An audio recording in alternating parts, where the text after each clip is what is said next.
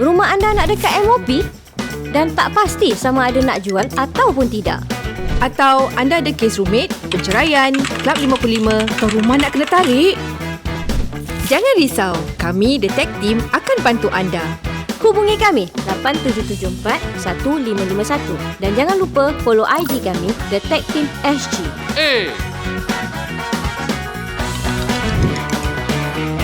Cepatlah, dah pukul berapa? Kata nak pergi viewing. Selamat menonton ya guys.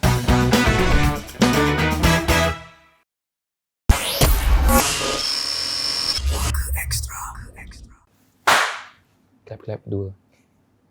Hai, Assalamualaikum semua. Kita jumpa lagi dalam Puaka Extra. Ini adalah puaka kata orang tu alaf baru. Apa baru? Era. New era. Hidup. Kehidupan yang baru. Yes, sebab kita dah setahun, kita diam tak diam dah setahun. Betul. Bersama Alhamdulillah. Semua. Dah setahun tak rasa ya. Tak Macam rasa. cepat. Ustaz bila. masuk bila? Saya masuk tahun lepas. Betul? Ya. Betul? Awak masuk bila? Awal lagi. Awal lagi ya? 6 bulan. Kira batch sebelum ah. Mm-mm. Kira dia senior saya lah. Ya, okey, memandangkan kita ni dah sambut apa? New Year lah pula. Sambut hari Anniversary. jadi, anniversary. Sekali lagi kita nak ucapkan terima kasih pada semua yang dah beri sumbangan pada kita, yang Betul. dah bagi sokongan pada kita. Terima kasih lah banyak-banyak. Memang tak tahu apa kita nak balas budi jasa baik you all semua. Betul. Kita doakan biar Tuhan sajalah yang akan membalas segala-galanya. Betul. Memperbanyakkan rezeki buat semua yang dah bagi sumbangan. Ya? Betul. Dia bukan hanya sumbangan saja tapi mungkin yang selalu like, yang selalu komen, selalu subscribe, share ni semua kan. Thank you very much from the bottom of our heart. Yeah. So shall we continue with Puaka Alright, Extra? let's go. Alright, for today. Oh. Wow. Okay. Kita makin main-main Ah. Okay. Ramai orang tanya Ustaz, nak tahu pasal ruqyah. Tapi sebelum kita mulakan pasal ruqyah ni, jangan lupa ya, jangan skip iklan. Jangan skip Kita iklan. tak akan selitkan, jangan skip iklan. Kalau boleh janganlah skip iklan. Okay, kita teruskan. Baik. Ada orang nak tanya pasal ruqyah. Dari mana asalnya, munculnya ruqyah ni semua, siapa yang mulakan dulu ataupun yalah nak tahulah pasal ruqyah. Okay. Boleh Ustaz terangkan? Boleh. Okay, so first kali kita selalu dengar kata ruqyah kan. Dan mungkin ada sebahagian orang yang masih lagi belum tahu apa itu ruqyah. Yeah. Okay. Biasanya orang kalau macam ada gangguan ke ataupun kena rasuk ke ataupun kena kacau, biasanya dia orang akan panggil orang pandai lah. Ya, orang pintar ya. Orang pintar. Orang pintar. Bagus Indonesia ya. Ya, okey lah. Sudah di Indonesia berapa lama? Atau orang asli sana? 7 tahun. 7 tahun di sana? Di hutan duduk sana. Di hutan? Yang Aduh. Ya, so diorang akan panggil orang pandai. Orang pandai diorang akan panggil. Dia nak ketawa kan? Okay, so pengobatan tu dipanggil sebagai ruqyah. Okay, so ruqyah sendiri diambil dari kata bahasa Arab sebetulnya. Okay, raqa yarqi ruqyatan. So kata ruqyah itself diambil dari kata bahasa Arab yang bermaksud apa? Yang bermaksud jampi-jampi. Okay, so selain daripada kata ruqyah, ada juga definasi yang lain ataupun dipanggil dalam kaedah bahasa Arab dipanggil sebagai lughatan. Maknanya dari segi bahasanya. Ataupun dalam bahasa Melayu kita boleh bilang anonim. Sinonim. Sinonim maknanya sama Masa tu sinonim sama. Sinonim. So sinonim daripada yang ruqyah boleh bermaksud su'ud. Su'ud tu maknanya kita mengangkat. Okay. So su'ud boleh ataupun yang kedua adalah al-'audzah. Yang su'ud mengangkat apa? Mengangkat daripada penyakit-penyakit yang apa saja dari badan, daripada fizikal ataupun daripada dalaman, daripada batin. Okay. Kemudian yang kedua pun boleh bermakna al-'audzah. Al-'audzah pun boleh maknanya jampi-jampi, boleh ataupun maknanya perlindungan, usulkan. So sebab itu al-'audzah pun sama. Biasa kalau pernah dengar kata ta'awuz. Apa? Ta'awuz. Ta'awuz. Zal. Ta'awuz. Ta'awud. Tahu ta'awuz apa? Tak tahu. Ta'awudz. Ada kata basmalah, ada kata ta'awudz. Basmalah tu apa? Bismillah. Yes. So basmalah adalah singkatan dari kata Bismillahirrahmanirrahim. Right. Ta'awudz dari kata A'udzu Billah. billahi minasyaitanir rajim. Oh. Sebab itu dalam Quran dikatakan fa idza qara'tal Quran fasta'iz billahi minasyaitanir rajim. Jika kalian nak membaca Al-Quran, maka mintalah perlindungan daripada Allah Subhanahu Wa Taala daripada syaitan yang direjam. Okay, so kata ta'awuz. So kata a'udzah tu maknanya boleh maknanya jampi-jampi ataupun minta pertolongan.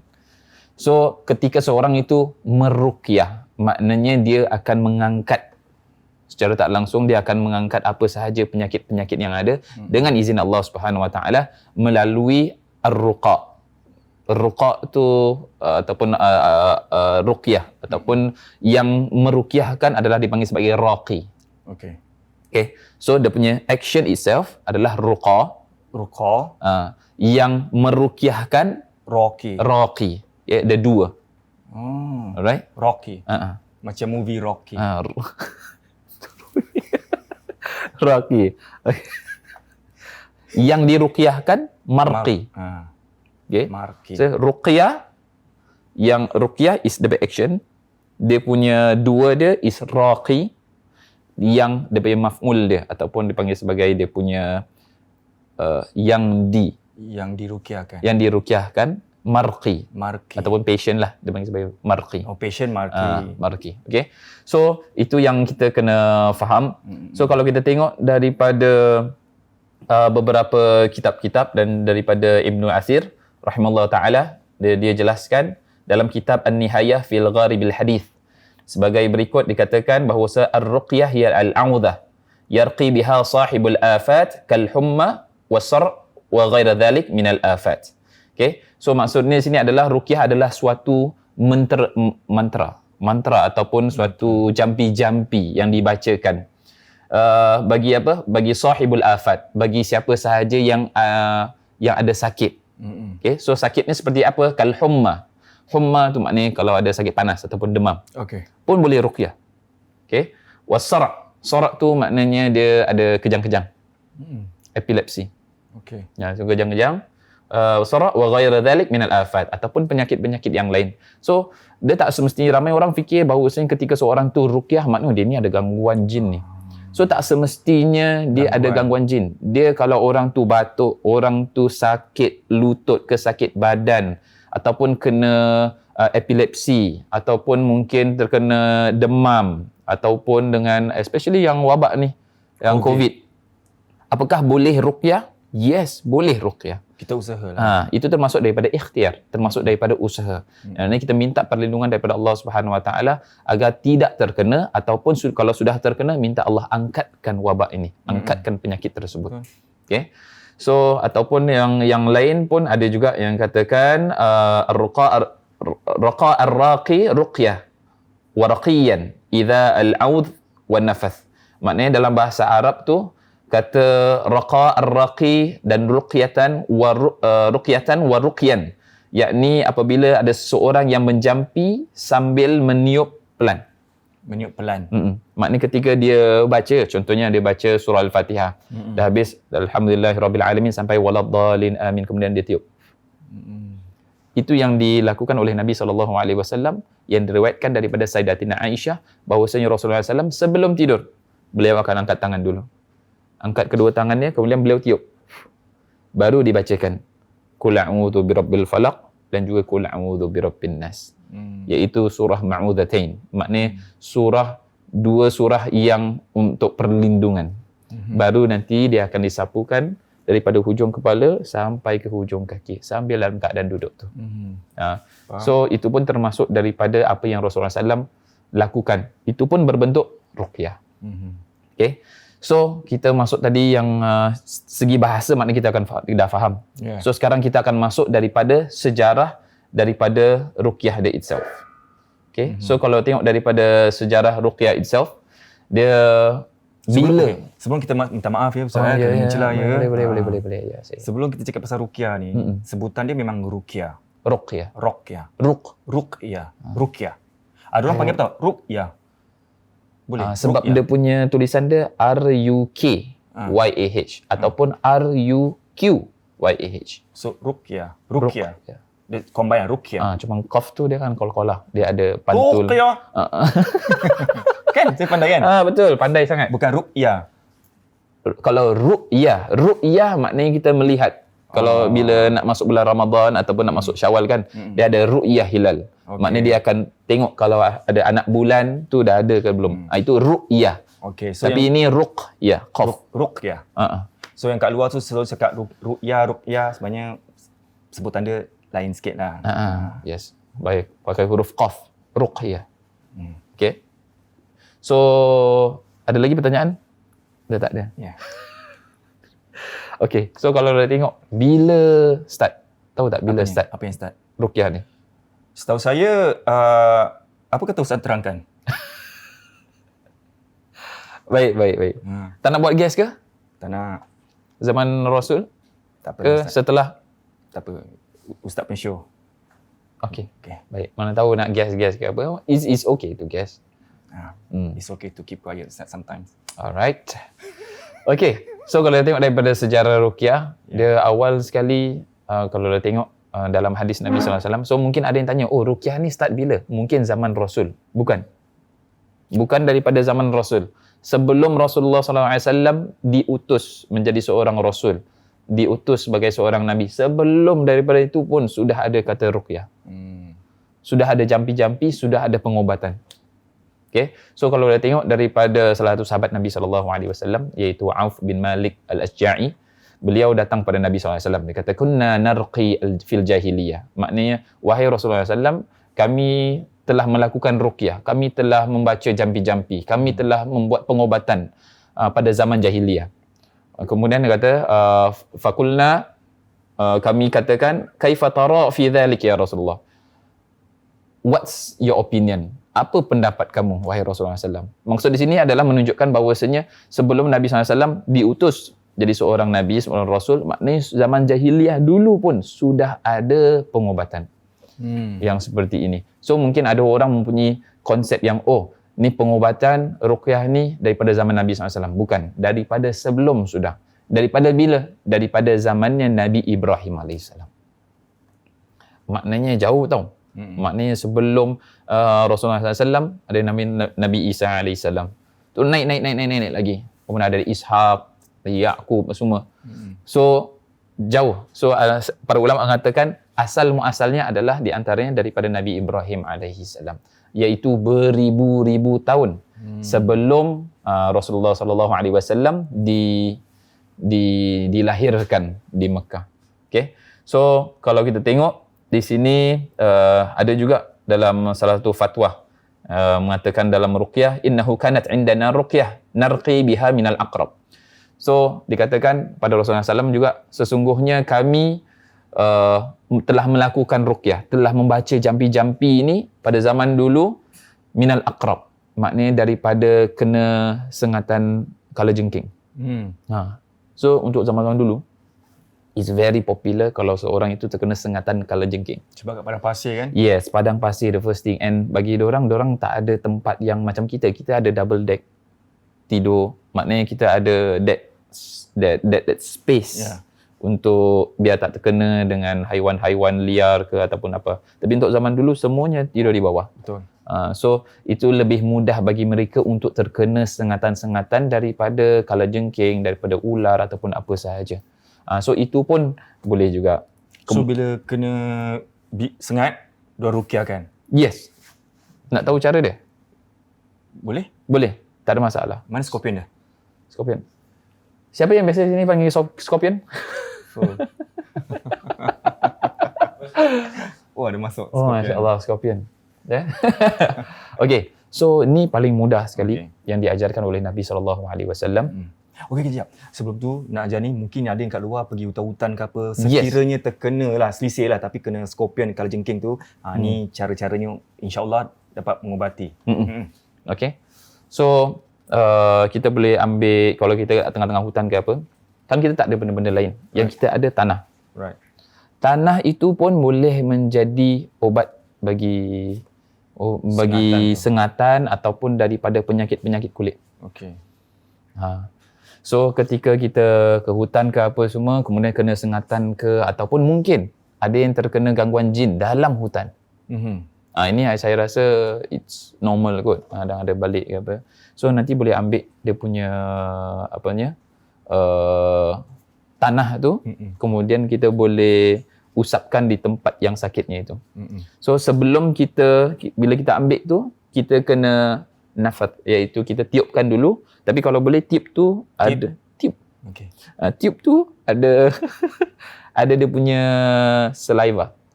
Siapa punya saliva? Kita punya lah, orang punya. Tak ada punya tanah tadi tu. Kemudian baru dia akan diusapkan di tempat yang sakit tadi. Okey. So sambil baca bismillahi syafi, bismillahi syafi, bismillahi muafi, la shifa illa shifauka shifaan la yughadiru saqaman wala alaman. Ataupun dalam hadis Nabi SAW yang lain pun boleh, Allahumma rabban nas adhibil ba's ishfi anta syafi wa'afi antal muafi la shifa illa shifauka shifaan la yughadiru saqaman wala alaman. So itu pun itu surah apa?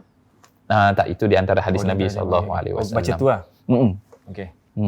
So itu pun boleh juga, dan ada juga hadis-hadis yang lain juga, doa-doa yang lain pun boleh dipakai seperti itu. So kalau gangguan jin is very easy kat situ, ataupun kalau contoh gangguan jin kan tak ada luka, tak ada apa, dan kita boleh letakkan di daerah dahi dia. Sama bacaan gitu Yes. Okey. True. Habis kalau macam pergi swimming kena inject pula. Kenapa kena sengat jellyfish? Boleh, tak ada masalah. Habis zaman-zaman sekarang orang cakap kencingkan. Wallahu alam lah kalau macam gitu Saya tak tahu. Pernah dengar? Kalau pernah dengar. Maknanya kita kencingkan ataupun kasih air seni kan, dia panggil sebagai air seni. Kau tak boleh kencing macam mana Itulah. Takkan nak suruh orang ini kan buat. Kan baca tu je lah. Itu cukup. Pasir laut lah gitu. Kalau pasir laut tapi tanah. Habis kalau kat laut macam mana? Kalau boleh cari pergi naik atas sikit, nanti kalau ada tanah. So tanah dia ada juga dalam hadis Nabi SAW ada. Kalau kita ambil situ, bismillahi turbatu ardina biriqatin ba'dina yashfi saqimuna biizni rabbina. Maknanya apa? Bismillahi dengan nama Allah. Turbatu ardina, iaitu tanah daripada bumi kami. Biriqatin ba'dina, dengan air ludah daripada sebahagian daripada kami. Yashfi saqimuna, yang akan menyembuhkan penyakit kami. Biizni rabbina, dengan izin Rabb kami. Ini saya rasa nanti boleh letak kat bawah because it's very short. Boleh. Bismillahi turbatu ardina biriqatin ba'dina yashfi saqimuna biizni rabbina. Okay? So kalau boleh buat macam gitu kat hutan ke mana, ataupun kalau contohnya kalau ada tanah ke apa, dan ambil bawa balik rumah ke apa kan, bagi orang yang terkena pakai macam itu. Benda ni dia takkan suka dengan especially tanah yang sudah diruqyahkan seperti tadi. Okay. Kan? So kalau tengok dalam hadis Nabi SAW juga ada katakan Rasulullah SAW ya'udhu al-Hasan wal Husain radhiyallahu ta'ala anhuma, dan Rasulullah SAW pun pernah meminta perlindungan dengan Allah Subhanahu wa taala bagi kedua cucunya, iaitu Sayyidina Hasan dan juga Sayyidina Husain. Wa'idhukuma bi kalimatillahi tammah. Nabi SAW doa kepada cucunya Hasan dan Husain, iaitu u'idhu, aku berlindung kepada Allah Subhanahu wa taala, kuma, bagi kalian berdua, bi kalimatillahi tammah, dengan kalimat Allah Subhanahu wa taala, dengan nama Allah Subhanahu wa taala yang tammah, iaitu yang sempurna, min kulli syaitanin wa hammah, daripada syaitan dan juga binatang-binatang yang berbisa. Wa min kulli ainil lamah, dan daripada pandangan mata yang jahat. Pernah dengar kata penyakit ain? So penyakit ain tu ketika seorang itu memuji orang lain, tapi dia ada matanya itu ada, kata ain tu maknanya mata kan. So dia ada penyakit hasad. Dia ada penyakit dengki ataupun mata merah. Kan dia kan gitu kan. Especially untuk Instagram sekarang. Maaf katalah ada sebahagian macam kaum kita kan. Masih juga ada penyakit hasad ni kan. Dia tak boleh tengok orang lain berjaya, kemudian dia memuji orang tu, tapi di sebaliknya itu dia ada penyakit hasad ni. Dia puji, baguslah kedai, ataupun jualan macam banyak je. Bagus lah produk Bagus kau. lah ini. Dan kita bila dapat macam itu, terima kasih. Tapi kita tak kembalikan pujian tu pada Allah Subhanahu Wa Taala. Kita tak sebut masya-Allah tabarakallah ke ataupun masya-Allah la quwata illa billah. Kita tak cakap seperti itu, maka boleh kita terkena penyakit ain. Maka perniagaan kita terus jadi jatuh ataupun yang tadi kita punya nasi kita yang power tu terus jadi tak sedap. Tapi kita bilang orang sihir. Tak, kadang-kadang boleh terjadi daripada penyakit ain. Dia tak semestinya orang tau. Ramai orang fikir is always orang. Padahal bukan. Dia boleh, orang boleh, barang pun boleh. Contohnya motor ke kereta. Cantik apa kereta kau? Cantik apa kereta? Cantik kereta ataupun cantik motor kau. Berapa ni? Tapi dalam hati dia hasad. Nanti beberapa hari selang adalah aksiden lah ataupun tiba-tiba tak tahu ada orang jatuhkan ke apa, jadi rosak, jadi tak cantik. Begitu juga dengan anak kita pun Mungkin sama. Mungkin saya pernah terkena juga. Pergi gym. Pergi gym Gym ke gym? Astaghfirullahalazim. Gym. Masya Allah. Tak ada dulu pergi gym. Lepas 20 session, nampaklah perubahan dia. 20 session? 20 anak tengok gambar. Tak boleh. Nanti ada hasad, takut. Okay. Lepas tu dia pegang-pegang. Wah, kau pergi ni, wah ni. Selang 2 hari saya sakit, demam. Selalu gitu. Orang puji, saya demam. Orang puji, saya demam. Mungkin saya tak tahulah. That time belum tahu pasal ni semua. I think best kau cakap, barang kau sapau apa. I think kita kena cakap gitu Have to say Masya Allah. Tabarakallah. Ataupun Masya Allah, la quwata illa billah. So pada semua, peringkat umur tak kira lah. Daripada anak kecil sampai ke besar ke. Kalau lah orang cakap makcik-makcik untuk anak kecil anak adik-adik semua kat luar, kalau orang cakap, wah kau pandai sekarang. Wah dapat A semua Jadi belajar cakap Masya Allah. Masya Allah, tabarakallah. Kalau tak ada, kena ain, next year, exam semua jatuh. Selisih lah kan.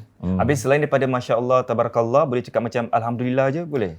Alhamdulillah boleh, tak ada masalah. Okey, ingat jangan lupa kalau orang puji apa pun cakap lah Alhamdulillah, tak apa Masya-Allah, tabarakallah gitu. So it's always best. So itu pun termasuk daripada ruqyah juga yang dilakukan oleh Nabi SAW.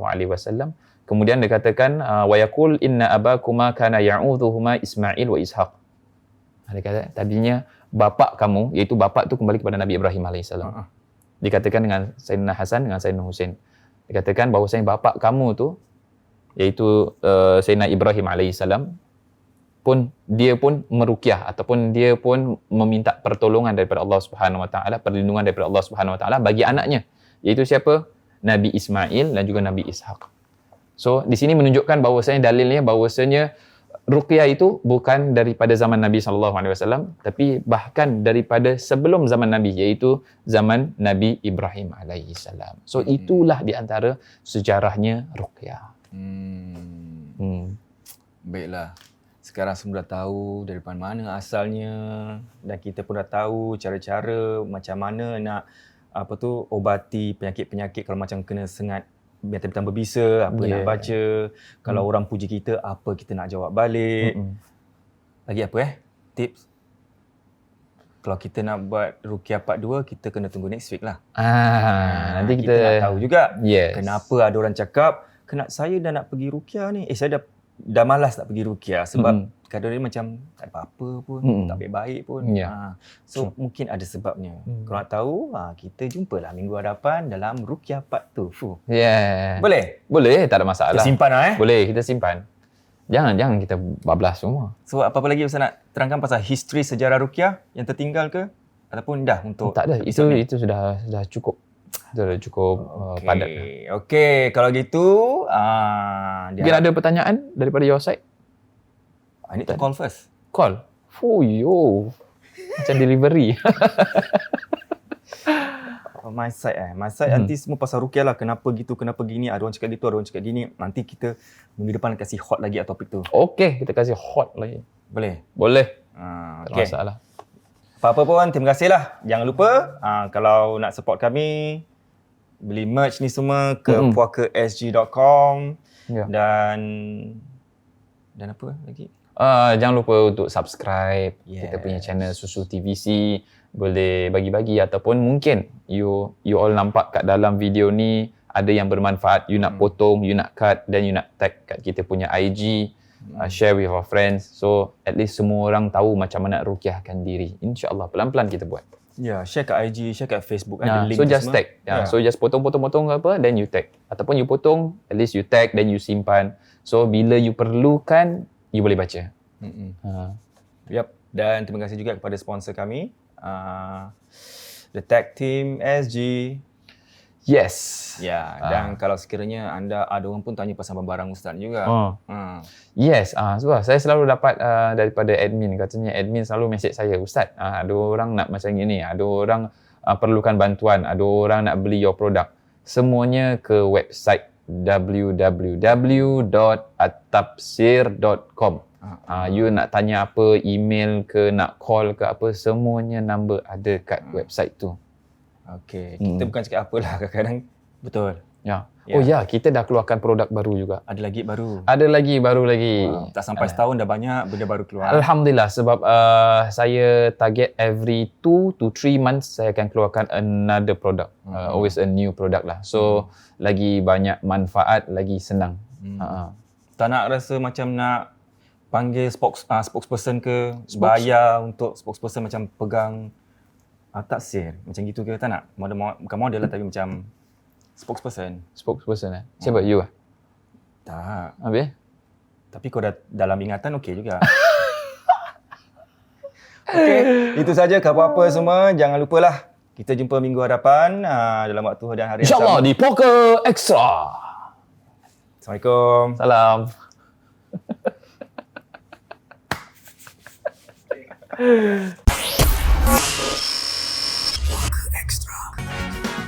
So guys, jangan lupa follow IG kami The Tech Team SG. Atau kalau ada banyak lagi soalan nak tanya, boleh hubungi kami di talian 8774 1551. See you next week ya guys.